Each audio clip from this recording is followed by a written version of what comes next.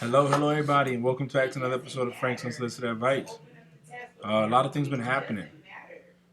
Work is work, pandemic is pandemic, family is family. My son turned 17 today, and it got me thinking about how much time flies and how much we sit here and think that we have tomorrow to do things, and some of us don't get to see tomorrow. We say, I'm gonna pick up the phone and I'm gonna do this later, and we really don't have the time to do it later. Uh, we blink our eyes, and when I and I'm and this is not just a thing of I'm put things off for tomorrow. It's just the fact that sometimes we get so wrapped up with life that we say this and we do that, and we're gonna do this later, and we never get a chance to do it. And I look at my son and I say, man, I remember when he came home and he was born. Um, that the night that my wife went into labor, it was a Sunday. We already had been back and forth to the hospital a few times, and this is 2004. There's no DVRs. You can set your VCR to record if you have one. Uh, Things was different. Not like it is today that, you can say, oh, well, hey, I can just DVR and come back. No. And I'm a big Sopranos fan. Anybody knows Frank knows I love Sopranos. So Sunday, Sopranos coming on. My wife is having labor pains. She's, going into contractions. She's like, oh, I need to go to the hospital. I said, well, you're going to wait until after Sopranos comes because I'm not missing Sopranos. True story. I made her wait. Anyway, we get to the hospital, and they're like, oh, don't worry about moving your car because she's already 8 centimeters. She's going to be good. We'll be done before it's time for move your car. So I'm in New York City at the time.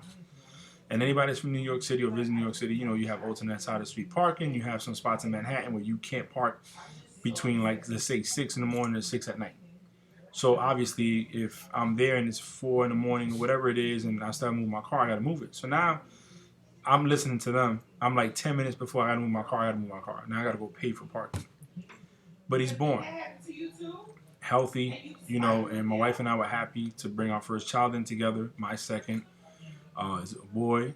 And I bring that up because it was just 17 years ago when he was born. And the time flies by so fast. It's like you blink and they went from crying to walking. You know what I'm saying?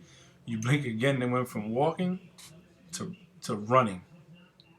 And from there, they went from just doing nothing to wanting to spend time with their friends, and now you barely see them. Between technology and their own habits and their own, things they like to do, hobbies, you don't see them.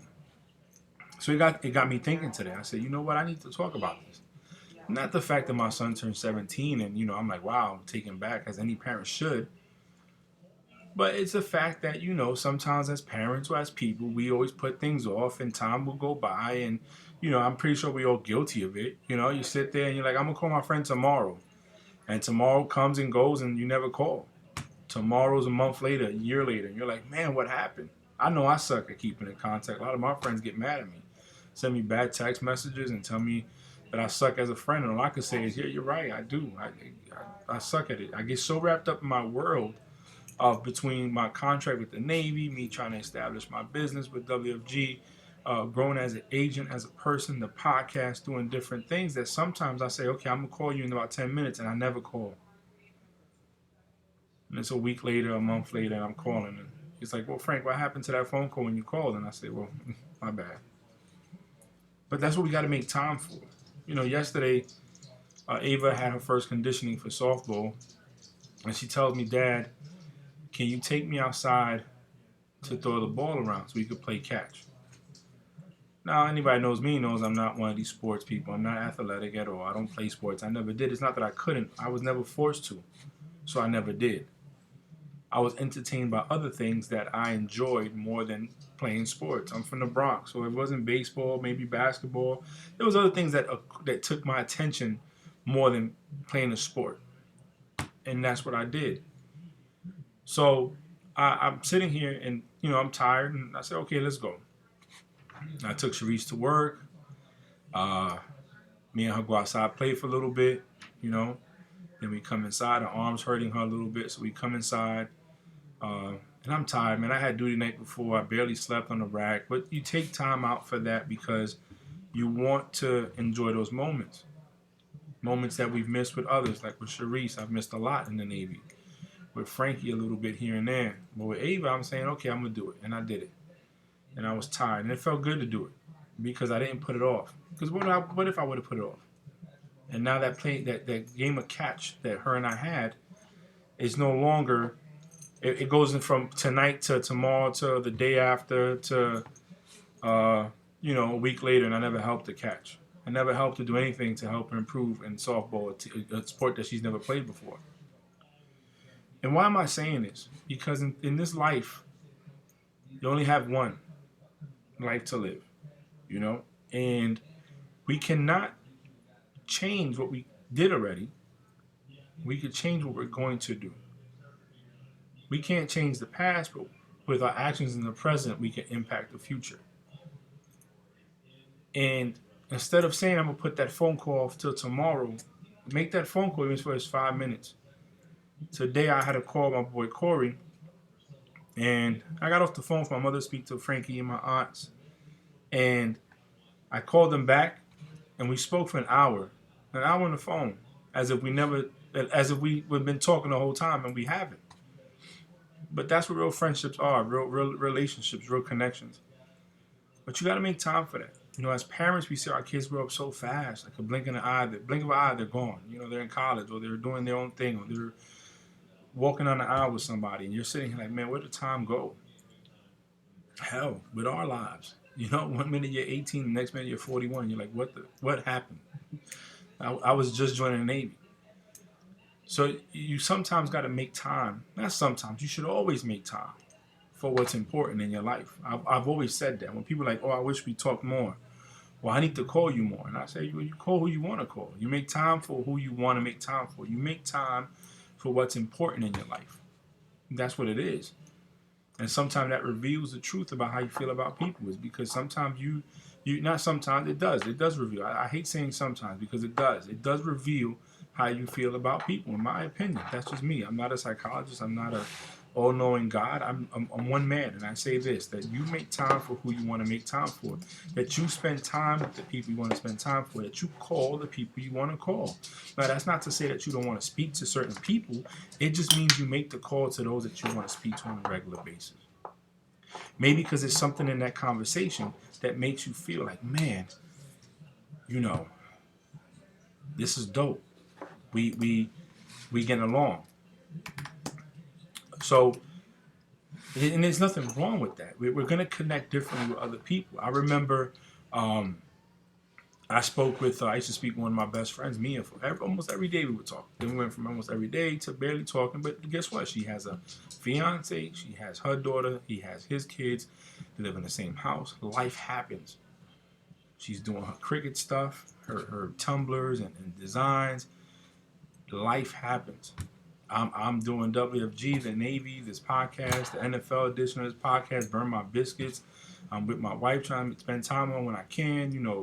Now with Ava doing softball, we're doing that, dropping Sharice off at work, picking her up. It just, life happens. Life happens. There's nothing you can do about it except enjoy what you have and make time for what you need to make time for. So, like I said, that's what got me thinking about it. Was my son turning 17 today. And how, when he was born, who would have said, oh my God, that fast we're going to be at 17? And I know you're thinking, well, damn, 17 years is 17 years, right? That's a long time, but still, it flies by. It does, believe you me. Just like my 23 years in the Navy flies by. Just like my mom and her 20 plus years in social working flew by. Just like people that retire from the military or get out, they think about that first year, but then after that you lose track. And it's like 6 years, 10 years, and you've been out, you've already working on the job for 10 years. So we got to make time. We got to take a break from everything and make time for those people we care about, for those moments that we care about, for those moments that are going to remind us of what we've done. And sometimes take a pause on what you're doing to take the conversation or the phone call. I had one of the chiefs I was real cool with before she made chief. She was in my duty section. She leaves my duty section, and I stopped being cool. Like, I don't hit her up as much, and I don't say what's up as much. And it's because I'm between, now she's not in duty section, so we don't see each other. Between work, like I said, everything I have going on in life, you just sometimes forget to say, hey, what's up? Um, and you know, and that's key because some people need to hear that. Some people don't. Some people understand. Some people don't. But you sometimes just got to sit there and just make sure that, hey, guess what? I'm here. Let me take this time out to say what's up and converse with you and let you know what's going on. Let's just chop it up for 5 minutes even. Just for us to be sitting there laughing and joking. You know, and that's what it's all about. Even when you're tired, when you're beat up, and you're sitting there thinking, hey, you know, I can't believe this kid wants me to go outside, or take her here, or take him there. Man, do it. Do it. Because it comes a time when that kid is not going to be a kid no more. And when you want to spend time with them, they're going to look at you like, hey, come on, old man. I got things to do. Let me get the car keys. I'm going out. So, again, make time for what you need to make time for. Appreciate those that are around you.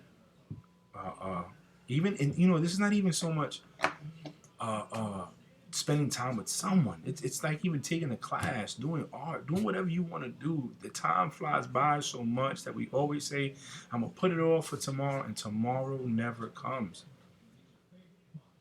But by the time tomorrow comes, it's years. You might not be the same person who want to do it. So, in short, and you know, what I leave you with is this: we have one life to live. Live it. When we're presented with people in our lives that matter to us, we should make the time to spend time with those people, to enjoy those people, to give back to those people in any capacity, and never put off for tomorrow what you can do today. Because tomorrow may never come, or that task might not ever get done. Not tomorrow, at least. Again, thank you for supporting my podcast. Thank you for listening. Thank you for sharing. Please share more. Help us get out there and